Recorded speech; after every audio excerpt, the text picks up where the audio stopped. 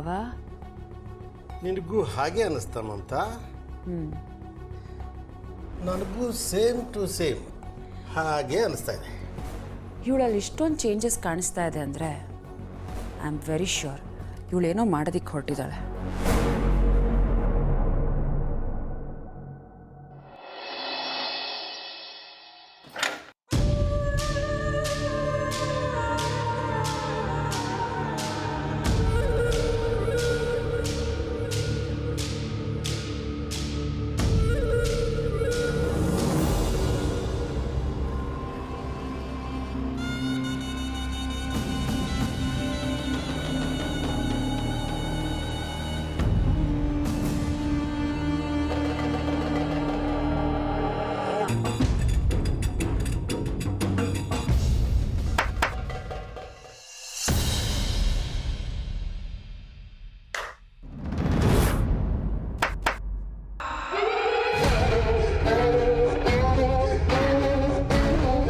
ಅಧೀರ, ನೀನು ಹೇಳ್ದಾಗೆ ಎಲ್ಲನೂ ಪ್ಲಾನ್ ಮಾಡಾಗಿದೆ. ಒಳ್ಳೇದು. ಹಾಗಾದ್ರೆ ನಾನು ಏನು ಅನ್ಕೊಂಡಿದ್ದೀನೋ ಅದೇ ನಡೆಯುತ್ತೆ ತಾನೆ? ಖಂಡಿತವಾಗ್ಲೂ ನಡೆಯುತ್ತೆ, ಅದ್ರಲ್ಲಿ ಡೌಟೇ ಬೇಡ ನಿನಗೆ. ನಿಶಿ, ಗಮನ ಇಟ್ಟು ಕೇಳಿಸ್ಕೊ. ನನ್ನ ಜೀವನದಲ್ಲಿ ಇದು ತುಂಬಾ ಮುಖ್ಯವಾದ ಘಟ್ಟ. ಇಲ್ಲಿಂದ ನನ್ನ ಹೊಸ ಪಯಣ ಶುರುವಾಗ್ತಾ ಇದೆ. ಏನಾದ್ರೂ ಎಡವಟ್ಟಾದ್ರೆ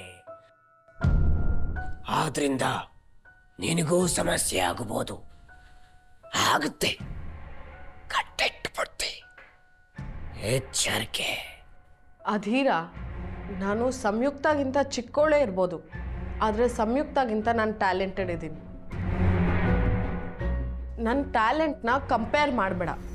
ನಾನೇ ಬೇರೆ, ಅವರೇ ಬೇರೆ. ಅವ್ರಿಗೆ ಲೈಫ್ನಲ್ಲಿ ಎಕ್ಸ್ಪೀರಿಯನ್ಸ್ ಇರಬಹುದು, ಆದರೆ ನನಗೆ ನಾನು ಏನು ಅಂದ್ಕೊಂಡಿರ್ತೀನೋ ಅದನ್ನ ಪರ್ಫೆಕ್ಟಾಗಿ ಮಾಡೋ ಎಕ್ಸ್ಪೀರಿಯನ್ಸ್ ಇದೆ. ನೀನು ಏನೇನು ಹೇಳಿದ್ಯೋ ಅದೆಲ್ಲನೂ ನೀಟಾಗಿ ನಡೆಯುತ್ತೆ. ನೀನು ಅದ್ರ ಬಗ್ಗೆ ಭಯ ಪಡಬೇಡ. ಬೇವಿನ ಮರದಲ್ಲಿ ಮಾವಿನ ಹಣ್ಣು ಸಿಗುತ್ತೆ ಅಂತ ಇಷ್ಟು ದಿನ ಕಾಯ್ತಾ ಇದ್ದೆ. ಬೇವು ಯಾವತ್ತಿದ್ರೂ ಕಹಿ ಮಾತ್ರ. ಈಗ ನನಗೆ ಮಾವಿನ ಮರ ಸಿಕ್ಕಿದೆ ಅಂತ ನಂಬಿದ್ದೀನಿ. ಎಲ್ಲ ಅಂದ್ಕೊಂಡಾಗಾದ್ರೆ ನಾಳೆ ನಾನು ನಿನ್ನ ವಶದಲ್ಲಿರ್ತೀನಿ.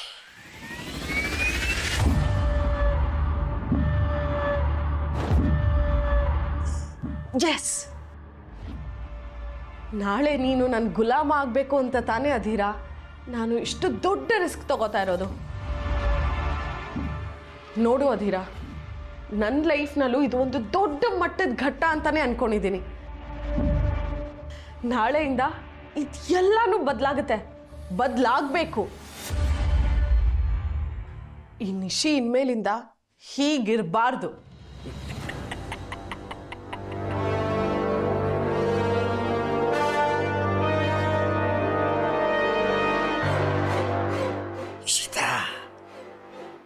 ನಿನ್ನ ಖುಷಿ ನೋಡ್ತಾ ಇದ್ರೆ ನಾನು ನಿನ್ನ ಗುಲಾಮ ಆದ್ಮೇಲೆ ನೀನೇನೇನ್ ಮಾಡ್ಬೋದು, ನನ್ನೇನೇನ್ ಕೇಳ್ಬೋದು, ನಮಗೇನೇನಾಗ್ಬೋದು ಎಲ್ಲ ಯೋಚನೆ ಮಾಡ್ತಾ ಇದ್ದೀನಿ. ನಾನು ಏನು ಕೇಳಿದ್ರು ಈಡೇರುತ್ತೆ ಅಲ್ವಾ ಅಧೀರ? ಖಂಡಿತ ಈಡೇರುತ್ತೆ.